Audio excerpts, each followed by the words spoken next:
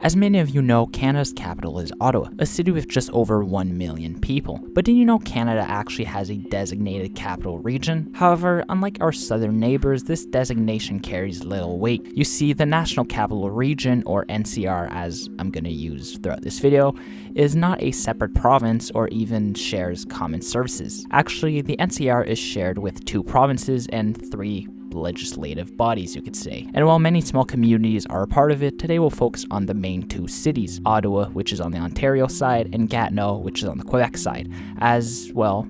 Pretty much all capital activity happens in these 2 cities. And before we answer the question, let's get into a bit of history of the NCR. If you enjoy this video, make sure you like and subscribe, it helps me a ton, and let's just get into what if Canada had a capital district. Now, for tens of thousands of years, the First Nations of Canada have inhabited the land which the NCR is built upon. However, I don't want to focus on the actual cities in this video, but more the designation for the capital region. You see, the NCR as we know it today is a pretty recent invention, having been first designated in 1985. You see, Ottawa though has been a capital for over 100 years. In the 1800s, it was just a rugged lumber town, but with a bit of planning magic, it transformed into a lively bilingual capital. Everyone from the federal government to provincial governments like Ontario and Quebec, and even the local towns pitched in.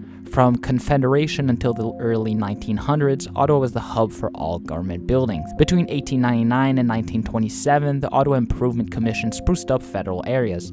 Then, in 1927, it evolved into the Federal District Commission, focusing on beautifying the capital and showing off its natural charm. The same year, Gatineau, which was once known as Hull, officially joined the capital. During World War II, the commission took a break, but in 1915, they came back and unveiled a plan for the national capital, honoring war heroes, and it was led by architect Jacques Hébert and directed by William Lyon Mackenzie King. This plan aimed to make the capital shine, and I've made a video about this plan, so make sure you check it out after this one. But by 1959, the Federal District Commission finally became the National Capital Commission, tasked with making the plan a reality, and a decade later, leaders decided Ottawa and Gatineau should both be part of the capital core, so they moved a bunch of offices in Gatineau as well. So now that you have a little overview of the history of the NCR and understand the capital region is truly just a government city, now running Canada's capital, the NCR, isn't easy.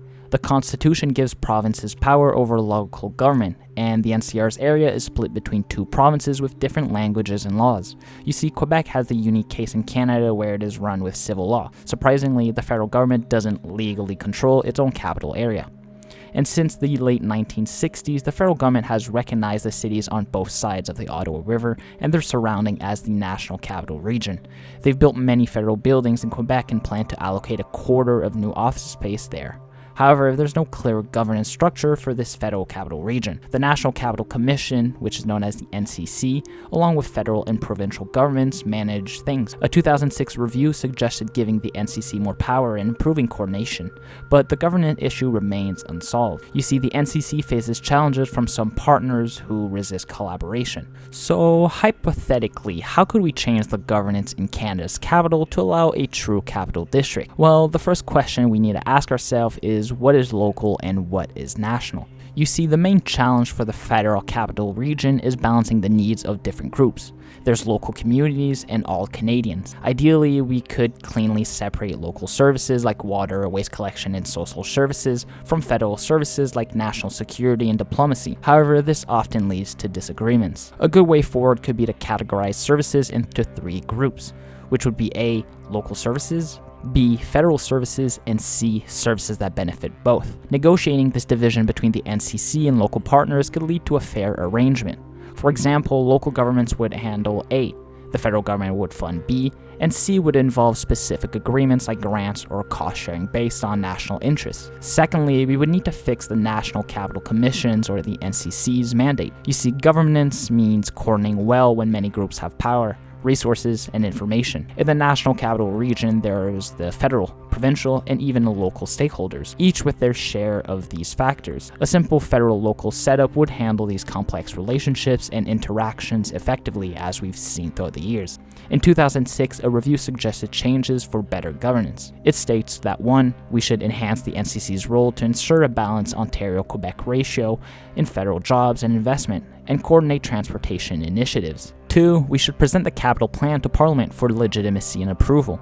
3. We should create a federal council for the region to coordinate federal agencies. 4. Form a municipality committee to solve local issues. And finally, 6. Hold a roundtable every 5 years to discuss plans with all stakeholders and get feedback. Implementing these recommendations could improve coordination and collaboration in the national capital region. However, this wouldn't solve all our governance problem. You see, creating complex structures alone won't ensure effective governance in the NCR. We also need to involve key stakeholders like the government of Ontario and the government of Quebec, who have constitutional authority in parts of the region. They have diverse interests that need to be considered. Issues like interprovincial bridges and transportation need a tripartite committee with Canada, Ontario, and Quebec to meet annually and solve problems together. This process may take time but can lead to innovative solutions like the Société du Havre de Montréal, which brought the federal government, Quebec's government, and city authorities together for development. This committee would also create backup plans for resolving disputes and could lead to joint projects funded by all 3 levels of government.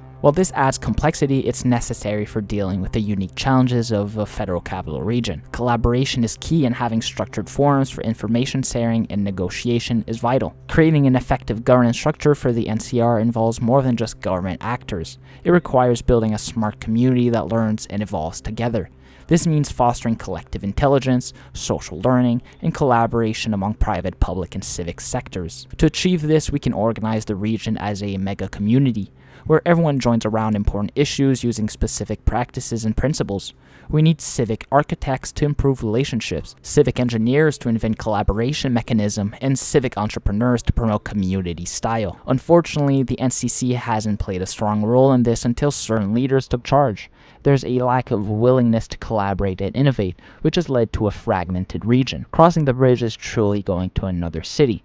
It's not an extension of a capital region or the capital city as of yet, and transforming the NCR into a vibrant community requires the NCC to take a visionary role, overcoming fears and reframing perspectives. This involves educating and animating stakeholders to find common ground and foster consensus. Change won't happen overnight, and it will require patience, compromise, and collective learning. However, if this were to ever happen, the NCR would truly be a united city. It's already one of the most educated regions in the country, as well as the 4th largest metro in Canada. So who knows, maybe we'll see one day the big mega city that Canada deserves. Now, again, all this is hypothetical, and who knows, maybe we won't ever see a federal capital region that's united into one mega city. Because as of today, if you've ever been to Ottawa or Gatineau, well, Gatineau just looks like a suburb for Ottawa, while Ottawa just seems like a big city full of different little suburbs. It doesn't seem like one big community. If it's ever going to happen, there needs a major structural change. And, well, then just maybe we would have a truly vibrant community in the NCR, and not just Ottawa, the boring city, and Gatineau, the suburb. Let me know of your opinions and thoughts in the comments down below, and I'll see you on the next one.